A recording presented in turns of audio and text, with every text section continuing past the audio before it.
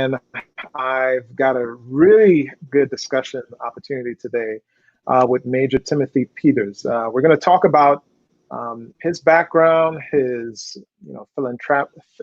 his organizations that he is part of, the different things that he's got going involved with himself, and also his, I believe, the organization Allergic to Average. So I hope that you enjoyed today's discussion. So here we go.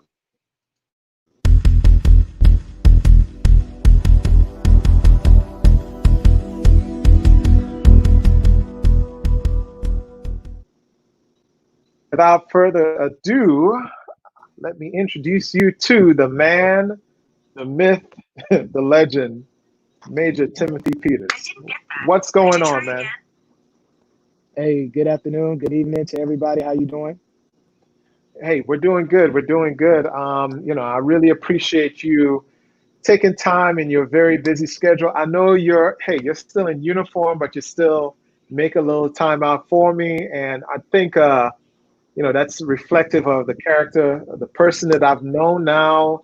Man, how long have I known you? I've known you it's been almost 10 years, because I met you when I was stationed at— As long as I've been in the military. Yeah, at Fort Campbell. I met you down there. Yep. So it's been a while. It has been a while. Purposely, so I wanted to give your organization a little bit of a shout out today. One of the one that I met you through initially was Kappa Alpha Psi Fraternity Incorporated. So I purposely brought the colors to celebrate you and your brothers and everything like that, just to give you a quick shout out, as it is what it is. But sir, I got to say, hey, it's really been a pleasure, I guess, me taking my time and looking from afar and seeing the progress that you've made in your career, the celebrations that you've had. I've celebrated you on the sidelines as well for myself, because I know the hard work that you've put in, and I know the people that you impact and the people that you reach out to. So I wanted to just give you a quick little shout out thing from my end to you, man. Thank you. I appreciate that. And thanks again for having me on this evening. All right. Well, I wanted to at least, let's start the discussion today, at least with you talking about your background, where you're from. Tell us a little bit about who Timothy Peters is. Who is the man, Timothy Peters? All right. So who is Timothy B. Peters? Extraordinary, outgoing person, military family. Both parents are military. So my mother is still serving. My father retired NCO. So, family backgrounds from down south and up north, moved around, as you can imagine, every 2 to 3 years, with my parents going from installation to installation. And so I found myself as a child coming up, being able to see the difference between how some of my family members lived and how I was afforded opportunities with the family and my parents moving. And so when I got in high school, it was one of those things where opportunity knocked and presented itself. And then all I saw was my family being able to provide for me. So then I went forth to my parents and said, hey, I want to go to the military too. And so here we are, fast forward to today, kind of modeling and looking at them as role models. That's excellent. So you had the military role models growing up. What about the military upbringing really stood out in your time? What really stood out to you? I think discipline, character, integrity, being a part of a team, and then most importantly, the selfless service, putting other people before yourself. Yeah. So putting people above yourself has been one of the characteristics, you could say, you've implemented into yourself. And I would say that's something to be celebrated. As far as the organizations and everything like that you've joined in your upbringing and your coming up, what about those organizations kind of stood out to you that was somewhat reminiscent of the military upbringing that you had? So as I stated, having attended over 7 elementary schools, 8 middle schools, and 4 high schools, due to, my parents moving every 2 to 3 years. So when it was Mhm. time for me to go off to college, I was no stranger to having to adapt and overcome, or as we say in the military, being agile and adaptive. Mhm. Because of that, when I found myself in college at, both Benedict College and North Carolina A&T, I adapted to people immediately, just because I was always used to having to change my circle of friends. And because of that, my upbringing told me how important it is, friendships and loyalty. And so fast forward to today, a lot of people always say, man, every time I see you with a different group of friends, or I see you on social media, you have so many friends. And so the reason part of that is because of my military upbringing and having to move around so much, I always took friendship very important. And so as Mhm. I continue to progress and move, even in my adult life, college life, and so forth, I tried to maintain that level of relationship with those friends. And so because I move every 2 to 3 years as a child, Mhm. you have no choice but to have ample amount of best friends and people that you keep in contact with today, because I value friendship once again. And so when Excellent. I got to Excellent. college, looking at organizations that set themselves apart on the yard, I looked at, for example, the Divine Nine, and in Mhm. particularly my organization, Kappa Alpha Psi. I saw what they stood for based upon their Christianity beliefs, the Mhm. way they conducted and carried themselves on the yard. And so for me, having that allergic to average mentality, I didn't have the phrase back then, but I knew that was something that set them apart on the yard, and achievement in every field of endeavor was a model that I adhered to. And it felt like I was already doing, just because of the way the discipline and standards that my parents enforced upon me. I got you. So friendships, achievements, focus, goal, situation you're in, and of course, allergic to average. We're not going to get to essentially the allergic to average part quite yet. I just want to, let's build up a little bit as far as detailing what are your motivations, what are your intentions, et cetera, et cetera. And then we could kind of go into the organization itself. As a young officer, have you endured, so we're kind of going into the military side of your career growing up now. As a young officer, can you kind of detail to us how the goals and tasks and the skills that you learned as a young man growing up and within college, how did that help you when you entered, being a junior officer in the military? So I feel like I've always, from day one, I've always been one of those kids that growing up, I wanted to have my own. I wanted to achieve. I wanted to Hmm. lead from the front. I recall being a little kid, and I used to always want the new Jordans, as I still do today. And then I asked my parents Yeah. for, and my mom and dad told me no. And so all it took was that no for me to figure out, okay, how am I gonna once again adapt and overcome? And so I found Hmm. myself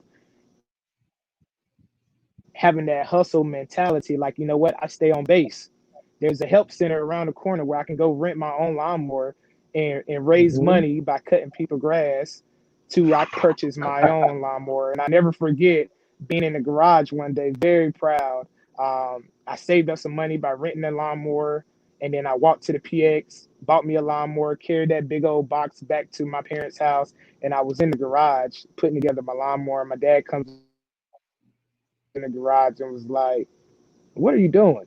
And proudly, I'm like, Hmm. putting together my lawnmower. And he's like, Hmm. "Where'd you get that from?" Of course, Hmm. with my money that I earned. And so then, of course, I began to cut grass with my lawnmower, even though essentially it was stored in their garage. But still, Hmm. the work ethic and the drive that has been instilled upon me transitioned to, once again, when I went to college, by, running for Mr. Freshman, being an RA, sophomore class rep, SGA president, all those type of things and those characteristics have always put me in forefront to have that leadership role and that take initiative type mentality. And so I feel like Hmm. because I went through those processes at a younger age, as well as transition to high school, college, when I got to the military, to be a leader, I felt like I had already been doing that. And then most importantly, my parents to this day have always been my self-conscious board in terms of, hey, don't go out there and embarrass me. You know, I was I called hear to the that. I station hear before that. Campbell during the holidays, and it was going into the Thanksgiving. And my mom was commander at the time, was like, hey, as soon as you get to Campbell, you going to Air Assault School. And I was going to report to Air Assault School right after Thanksgiving holiday. Now most people, you know, you're trying to eat good for Thanksgiving, and you're not trying to, or you worried about a obstacle course, needless to say. And so all I Mm-hmm. remember when getting ready to go to day 0, and my mom was like, don't in the bed. And so those type of motivating factors is what really keep me going till this day, is knowing that I represent a rich legacy. And then having both parents in the military, I'm always reminded that why are you working as hard as you do? And I simply respond by, I'm working hard for my children's children, to establish a foundation, to establish a framework so that they have something that they can one day build upon, and know that, you know, speaking by example. Excellent, excellent. You know, Tim, with an attitude like that, it's obviously very addictive, and it's kind of oh, people want to gravitate towards you. So, how do you decipher the people that you want in your circle? Because I know you said, yeah, you've got a lot of friends, but I'm sure your friends are cut from a certain cloth. So, how do you decipher the right type of friends and people to be around? So I find myself surrounding myself around people that exude those same level of characteristics. Hmm. That in their own personal lives and their own personal endeavors, they are striving for greatness. Those people that come across as accountability factors, that are there to push one another to reach those higher heights. Or when you say, Hmm. "Hey, I just got X, Y, and Z," and they be like, "Congratulations," but what's next for you? And so Hmm. that does become contagious. That does become motivating, and it truly inspires you to want to do greater. And then not only that, but celebrate the greatness that your friends are doing.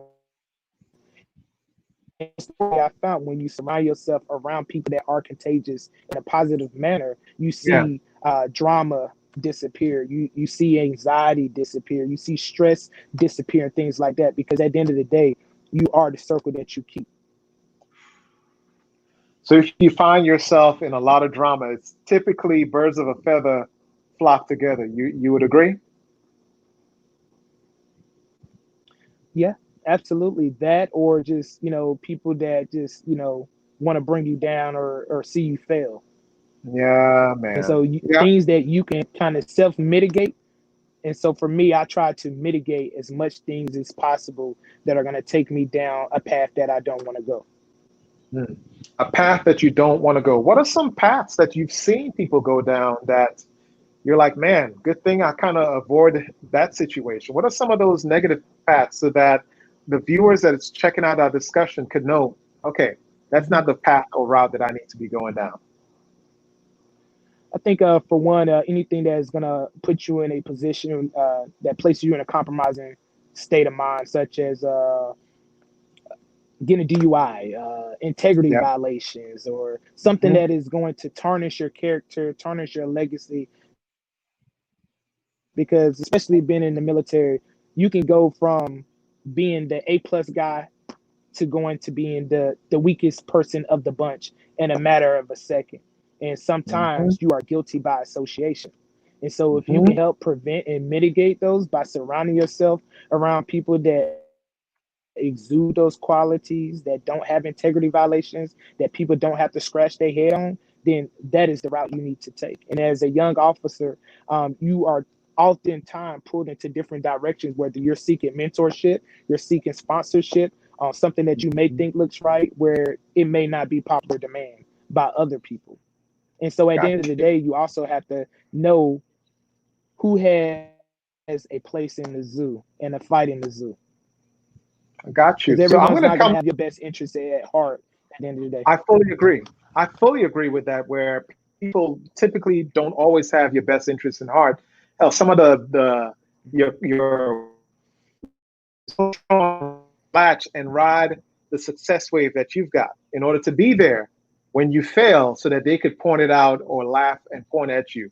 But I'll come back to the mentorship and sponsorship comment that you brought up there, because I think we could go there as far as questions that we could develop and things that we could discover. But let's take a little break here. We've got some comments already coming up on our discussion. So we're going to pop those comments up on the screen itself. So we've got Kiana DeVille. What's going on, Kiana? She's putting out the arm strength because she sees two strong brothers in our discussion today. So I celebrate that. How you doing, Kiana?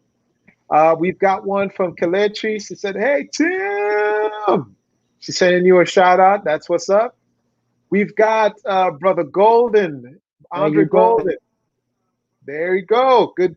Hey, I'll tell you what, Brother Golden, I call him brother. Like, he's not my frat brother, but I love that dude. That dude is a good dude, man. Ever since I was in the service, he is solid, man. He's from New York, and always good energy when I'm talking to him or about him, man. Just shout out to him, man. We've got one from my Sora Ford. She's one of the supporters of the discussion today. Shout out to her as well. And we've got, we've got Mr. Henry Reeder saying, Tim Peters represent FI. Okay. We've got Michael. We've got Michael Sturdivant saying, what's A2A? What is that about? Do you know what A2A is about, Tim? I can only imagine that he must be talking about allergic to average acronym. Gotcha. We got a comment from Kiana. She said, integrity to tarnish your reputation. And I think that's why a lot of us are so protective of our brand, protective of our reputation, simply because, we've got a lot of folks in the military, and people will try to tear you down, but if you can retain that good reputation within oneself, that's always a thing to celebrate. Speaking of celebrating, though, let's go back to the mentorship and sponsorship comment. I'm sure you've had some mentors and sponsors in your career, your young career. Can you talk to us a little bit about some of the mentors and sponsors that you've had? Yeah, so first of all, I have a very long laundry list of mentors and sponsors. I'm not going to go down the list. They know who they are. And so I appreciate them from being that sounding board from day one when Second Lieutenant Peters arrived to the Republic of Korea in 2009 and made sure that I govern myself accordingly, reminding me that people are always watching, and reminded me that, sometimes you can't follow the packs because they may not have, once again, your best interests at heart. But most importantly, the basic fundamentals of the framework that the Army values, what we live by. And most importantly, being a part of team of teams. And lastly, being a trusted agent. I think that was probably one of the most key and important things is the people that you surround yourself with, the teams, the organizations that you are a part of. Are you considered a trusted agent? What do I mean by that is, are you a person that shares products to your left and to your right? What do your peers say about you if I had to do a peer evaluation? Are you a showboat?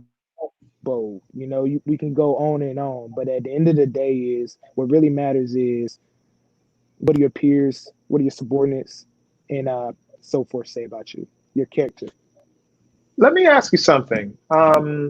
Regarding, showboat could be almost has such a huge gray area. What do you think? Is it black and white, or does it have a huge gray area regarding showboat? Because some people may see someone celebrating their victories, not knowing what that person may have gone through before, but interpret that person's actions as being a showboat.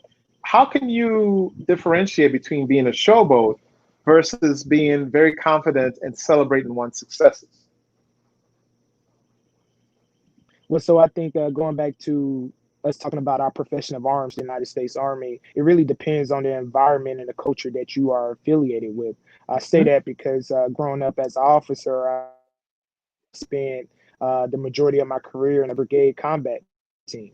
So being a part of a BCT, in most cases as only African-American officer, when it's time to execute, when it's time to deliver, when it's time to speak, you must make sure that you're bringing your A game. And so in that community, sometimes they don't look at a person as showboat, and it's either you know it, you're a steward of your craft, you take ownership, you're an expert. Whereas I found myself when I went to other organizations that weren't BCTs, and leaders have said, hey, everyone doesn't need to know you're the smartest guy in the room. And so coming from a BCT mentality, when that comment was made, it was like, wow, that's a first. So I think it goes back to one, knowing your audience, knowing your environment, and knowing the type of culture that you're in. And most importantly, knowing your boss and what their priorities are and how do they navigate within this military realm. Got you. I got you. So knowing your boss, knowing your environment, figure out to get there. You know, listen to the comments that are said. Sometimes people say the comments not necessarily even in an official channel, but listen, kind of have your ear to the ground and really figure out what's going on in that area itself. Hey, I definitely celebrate and I agree with that. You know, but let me ask you some questions, Mr. Tim. I've seen you've participated in some very unique, you've had some very unique training opportunities and now you move from LT. Now let's talk about your captain time, kind of going into almost major time. I've seen you had some really unique opportunities for training, for leadership training, for, you know, getting education. Can you talk to us a little bit about those different opportunities that you've had and lessons that you may have learned from those? Absolutely. So I start off at 82nd Airborne Division, 2nd Brigade Combat Team. So that's where I got promoted to captain at. While I was there, I was Brigade S4 as well as Deputy Brigade SPO. So of course, as the SPO, I had an opportunity to preside in that role, going to JROTC. Of course, everybody know you're gonna go to JROTC and so forth. Departed there, went to captain's career course. Had the opportunity to go to rigor school, and then from there I went to 101st Sustainment Brigade. Got there, went straight to being a brigade assistant 3. From there was selected to company command. While I was there, commanded Inland Cargo Transfer Company, so that's ICTC. Had the awesome opportunity while I commanded that where we got alerted for the Ebola virus outbreak. So I deployed my company organization to Liberia. We were there for 5 months. Awesome opportunity to once again pay it forward, be a part of a humanitarian effort, which my organization did a lot of great things during that time. Came back, went into Battalion S3 role and as a planes officer, concluding that position. Then I was picked up to go to Kuwait. Went to Kuwait to go work for SDDC as a broadening opportunity. Initially was supposed to be going there to be the Battalion S3, and then the brigade commander pulled me to the side and wanted me to take a HHD command. So I ended up being dual-hatted as a HHD commander as well as a port commander. So I ran all ports in all of Iraq, Jordan, Egypt, and Lebanon. So people that do follow me and saw me traveling a lot in the Middle East, that was why I was there. I had the awesome opportunity to work hand-in-hand with the ambassadors of those countries when we were doing large-scale operations. So obviously with that position, it brought a lot of opportunities and it brought a lot of exposure because a lot of the Army senior leaders, when they were coming through the CENTCOM AOR, had opportunity to brief them on those port operations or moving those BCTs in and out of country.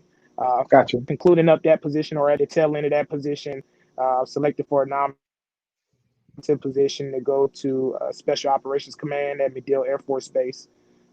So I was super excited about that opportunity. Then a month later, I found out selected to go to training with the industries to the NFL headquarters office, National Football League headquarters in New York. So I reached out to mentors to try to figure out, hey, which way should I go? Obviously, those that know me know I selected to go to the NFL. End up going to the NFL, supposed to be a 1-year assignment. I ended up doing a little over a year and a half there. Great opportunity. Following that, I was served in our events department, basically doing executive directors type stuff, where I was over Pro Bowl, Combine, Draft, Super Bowl, International Division, owners meetings, and a lot of other events one of the things that I was probably most proud about while I was there was I was able to partner with historically Black colleges and universities and Morehouse Mm-hmm. College, where we participate in an initiative called the HBCU Forum, Careers in Football Forum. During that, Mm-hmm.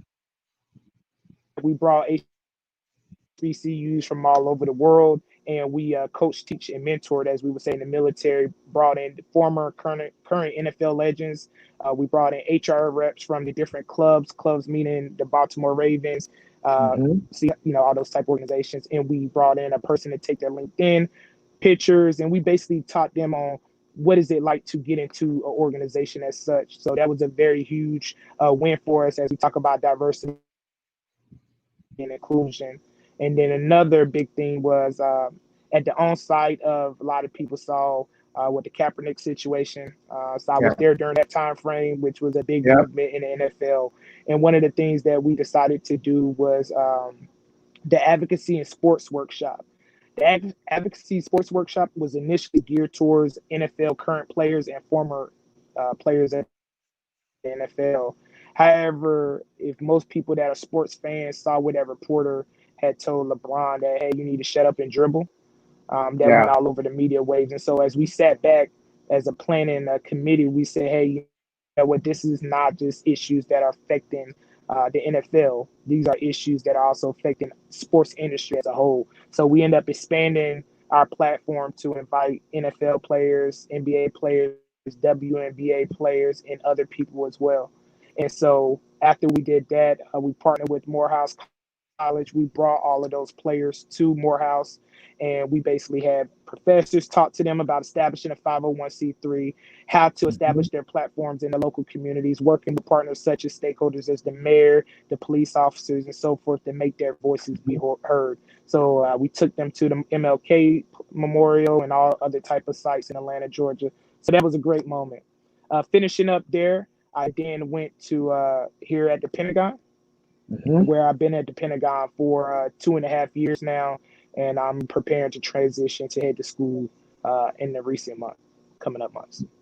Man, that you said a mouthful of opportunities that the military, different organizations, hell, the sporting organizations, athletes have given you an opportunity to not only learn from them about leadership, but also you to display leadership that you've received. And I think you've kind of parlayed the leadership lessons that you've learned there into the personal organization that you run today, the Allergic to Average organization.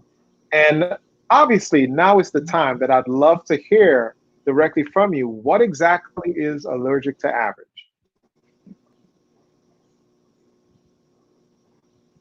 So allergic to average is simply setting yourself apart from other people, going that extra mile, giving 220% in everything that you do, because you never know where those doors may open. You never know who is advocating for you on your behalf. But when you do that and you display those qualities and exude excellence, other people are going to want to hop on that bandwagon. And then not only Mhm. that, you will see the rise of success for people that are in your immediate circle. And so when I say allergic to average as a hashtag, it's almost like speaking of a culture that you want everyone to be great around you, because there's Mhm. unlimited amount of opportunities that we all have a piece of the pie that we can indulge on. But what it would take is hard work, fortitude, and so forth. Got you. What are some things that Allergic to Average has done already in its formation? So most recently, we just finished up Allergic to Average series. This came about with everything that's going on in the COVID situation. A lot of our children are at home doing homeschool. We wanted to try to figure out what are some ways that we can pay it forward and still keep their minds going and so forth. And so I basically was able to take segment on platform, which is called our Virtual Saturday Leadership Academy.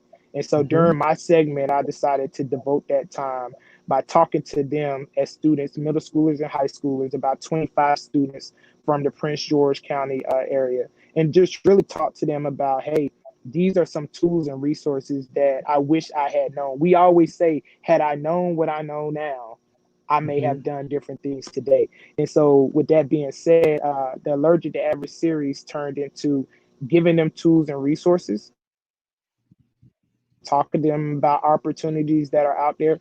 And then I thought it'd be a great idea to bring forth representatives from all walks of life. Oftentimes, you know, growing up, we ask our kids, or from an educator perspective, we want them to grow up to be lawyers, doctors, engineers, and all the other cream of crop type jobs. But the reality of it is if they've never been exposed to that, how can we expect him to go forth and do great things? Prior to me joining the military, a lot of people that don't know this, but I used to be a sixth grade science teacher. Very Wow. short.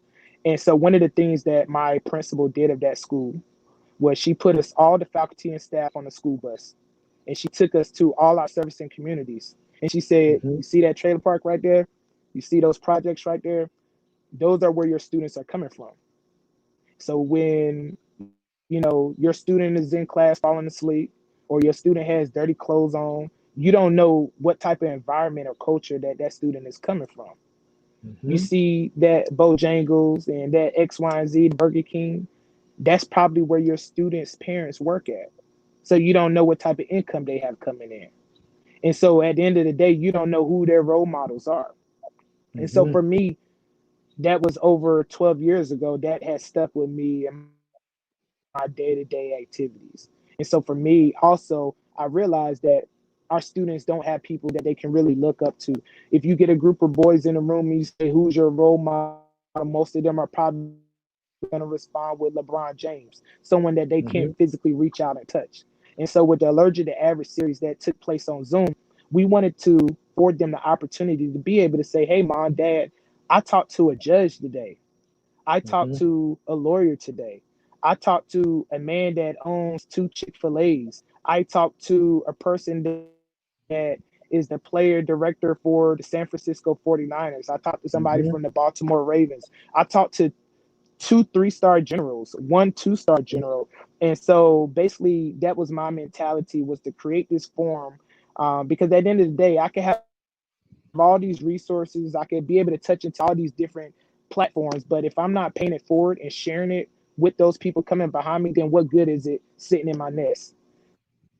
And so I felt like with our students being at home with limited resources, instead of sitting there playing at the video games, how can I help them to pay it forward and put these things in their toolkit bag that they may be able to look back and say, you know what, that opportunity helped me to make a difference. So those nuggets that these individuals poured into me, I am in a better position today. Gotcha. That's wonderful, Tim. I think bridging the gap is something that many people who do have a platform or who has the opportunity and the exposure to those that are successful should bring those people to, you know, whether it be an online training and mentorship group, or whether it be a discussion like what we're having today. So your organization sounds like something that's kind of like a in a kind of way, the way how I kind of do my own business here with this platform that I've been doing. And my idea was, hey, we've got all these people, I've got all these professionals on my friends list or in these different groups that I'm in. Why don't we expose them and have them tell us about their success stories and how they became who they are, or some of the morals and values that they have to become successful, and share it to the viewers. So, you know, shout out to Allergic to Average and what you all guys have done. Can you where do you see Allergic to Average going? Um, so that's the beauty of, you know, when a lot of people, a lot of my friends that aren't military, they ask the question like, how do you like moving every 2 to 3 years? And so for me, I've turned it into a positive platform. Like it does me proud to be able to move every 2 to 3 years, because I look, that's another community that I get to move into. That's another such another chapter that I am able to get involved, whether it's serving as a mentor. That's another mayor that I can get to meet while doing community service. That's another Saturday virtual leadership academy in person or whatever that I can also get to meet. And so for me, continuing to expand from a national and global perspective and trying to help and reach back and pour and sow seeds into as many youth and even mature people as possible.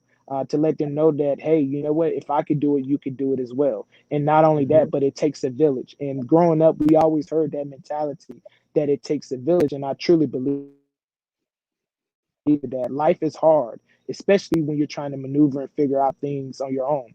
But if there's other people that are willing to pay it forward and share their blueprint, then why not take advantage of that? And so to your point or to your question is to be able to help as many people as possible.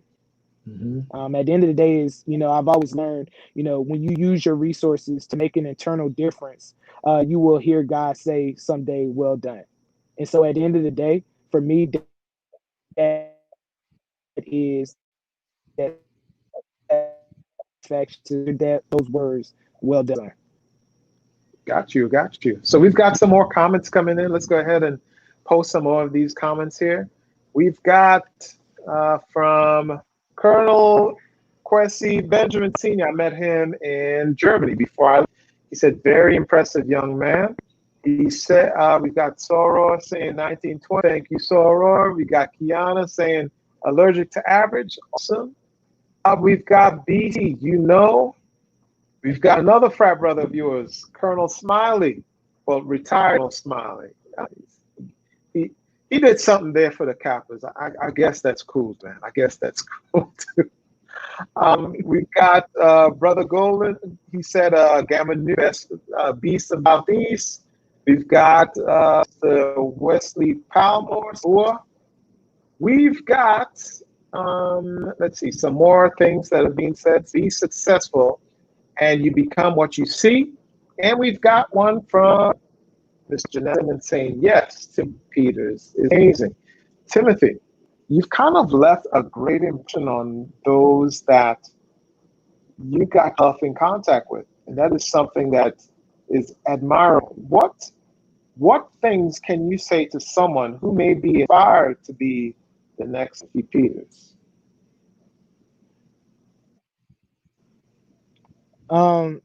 Be better. Be better. All I can do is lead by example. I have a little brother. Most people that follow me know I have a little brother that is also he's a junior going into his junior year at UNC Chapel Hill, and he's creating his own legacy. And I tell him that all the time. All I can do is be a great role model, expose him to opportunities, allow him to see how I conduct and carry myself, and then just sit back and watch the paths that he decides to take. But most importantly, as I tell him, be great. Be great in anything that you do. And whether I'm talking to a group of students, whether I'm talking to, anybody from the Aggie Battalion or the Gamecock Battalion, when I go back to homecoming and I talk to them, is, order your own steps because they're there for you to be ordered, and sky's the limit. Sky's the limit. But most importantly, what you put in is what you get out. And that's the bottom line, that if you work hard, people like to help people that they see giving their best and putting their best foot forward.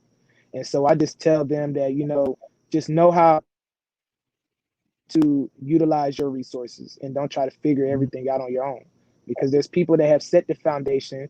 We have forefathers that have paved the way for us. And so I think those days, like many senior leaders in the military, where they had to figure out things on their own, those days are over. You have people that you can pick up the phone that may be a phone call, an email, or a text message away.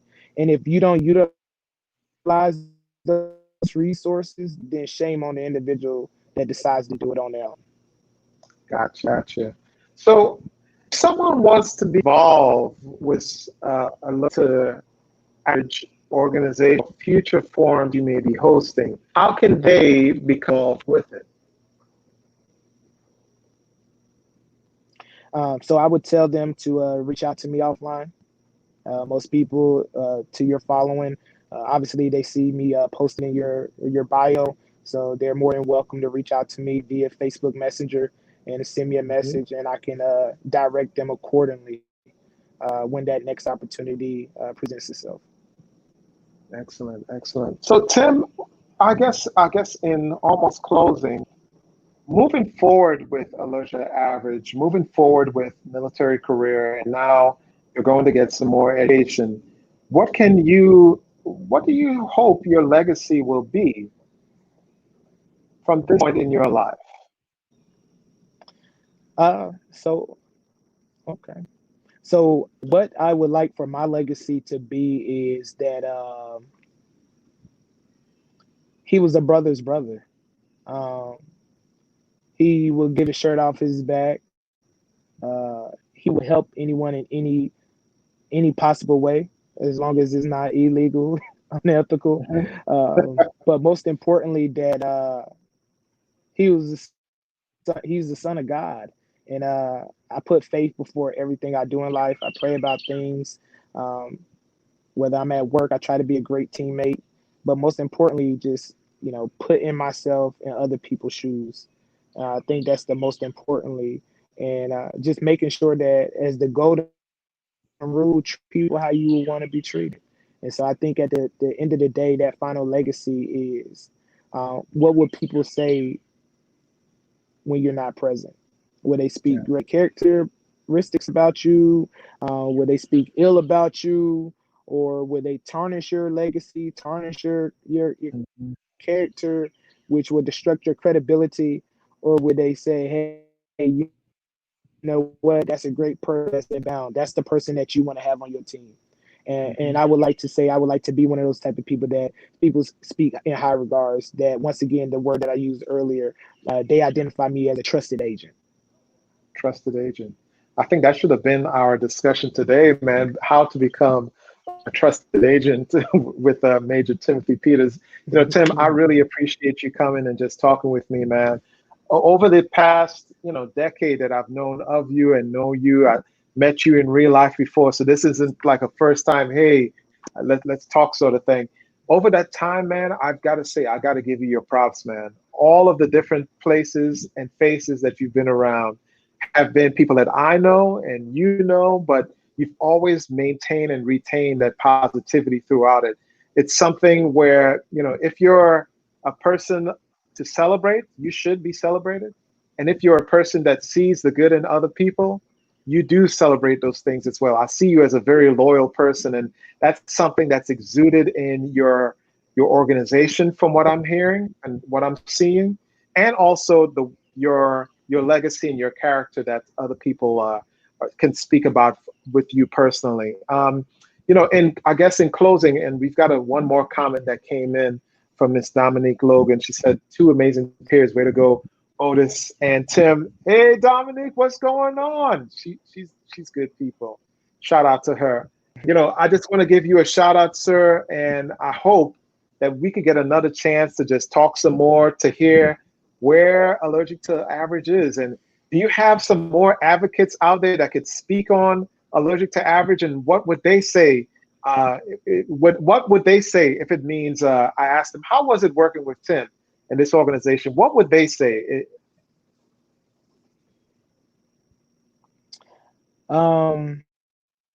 What would they say? They would say inspired, Mhm. inspired. Just like I would tell my students, you know, those students that I mentioned earlier, wake up every Saturday morning for the past 15 Saturdays during the COVID environment. Wake up and they're on our Zoom call from 10 a.m. to 12 noon, and then Mhm. break for lunch and come back from 2 to 4 p.m. every Saturday. We're doing this and trying to pour nuggets into them where some of their peers may be on video games, running around the neighborhood, or doing whatever it is that children do. But the fact of the Mhm. matter is, you have a collective group of individuals, both mentees and mentors, wanting to pave the way and make a difference. And I think that's inspiring because at the end of the day, their success is our legacy. How well they achieve helps change the narrative. And I think that's the biggest thing, is being able to change the narrative in a positive light. We see so much going on today in our society, on the news, civil unrest and everything like that. And so if we can pick someone up by the wayside and help show them that, hey, this is where you can go if you do X, Y, and Z, or you adapt these principles or these values, then that speaks volumes. It truly speaks volumes. And so I think, again, they would say that I'm inspired that there are individuals, good individuals out here in the world that are still trying to make a difference for people that aren't even their biological children, but because they want to help and they want to see the good, and they find the good in everybody. I will tell you this: volunteering and, you know, putting in that work and getting lost in serving other people is something that I get an absolute high in, man. To see a child be inspired to do better, be better, and, you know, go forth with success and not be afraid of success when it comes his or her way is something that's truly inspirational. So Tim, you know, I've got one more comment that I see here coming in from YouTube. We've got from Miss Anastasia Wilson. She said, Timothy's an awesome man, very inspirational. Shout out to you, Anastasia, for the comment. Tim, I just want to say, man, hey, thank you for coming and talking with me these past 45 minutes, man. It's been, I'll tell you what, as soon as I'm done here, I'm about to go do some push-ups because you got me inspired to knock out my push-ups, man.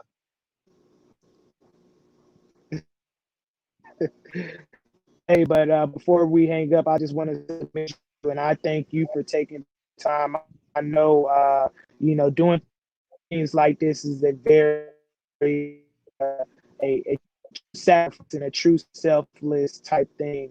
To take the logistics background and just your exposure and your opportunities, pay it forward, send the offline messages and ask people to coordinate calendars, to coordinate the video. I mean, it takes a lot.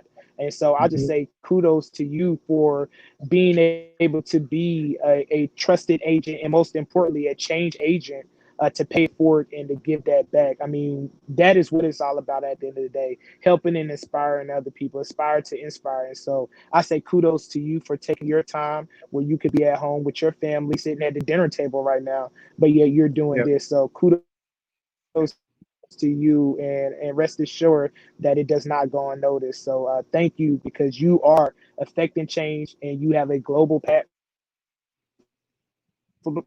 platform. I see people chat. So thank you. And you, my brother, keep up this superb work. And if there's anything that I can do, most definitely I stand ready and able. So thank you. Hey, man, I appreciate it, man. Give a kudos to my wife who said, hey, you could go knock this out. And she got the family in check. So as soon as I'm done here, I'm going to go hang out with the family. Hey, if you could hang out in the broadcast room, let's talk for a little bit, and we could go from there. All right. When it matters. I appreciate you, good sir. So we just had a really good discussion with Major Tim Peters. You know, absolutely inspirational young man. Great head on his shoulders, great family, great circle. If you could get part of a good circle of friends that's loyal, that are trusted agents, as Tim say, you yourself can also be allergic to average yourself. And, you know, as I always say in closing of our discussion, take care of yourself, take care of your family, and take care of others. Bye now.